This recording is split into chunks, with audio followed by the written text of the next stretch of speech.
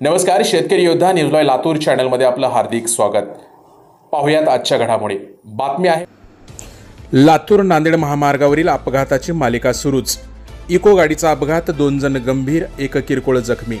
चाकोर येथील बायपास महामार्गावरील मेघमल्हार हॉटेलच्या बाजूस इको कार गाडी क्रमांक MH24 BR 5360 ही अहमदपूरच्या दिशेने जात होती। त्या गाडीच्या मागील डाव्या बाजूचा टायर फुटल्याचे प्रत्यक्षदर्शींनी सांगितले आणि गाडी जवळपास 2-3 पलटी होऊन एका शेतकऱ्याच्या शेतात जाऊन थांबली।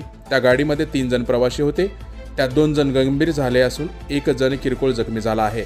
त्यांना प्राथमिक उपचाराकरिता चाकूर येथील ग्रामीण रुग्णालय येथे आणले असता तेथून त्यांना पुढील उपचारासाठी लातूर येथील शासकीय रुग्णालयामध्ये पाठवण्यात आले।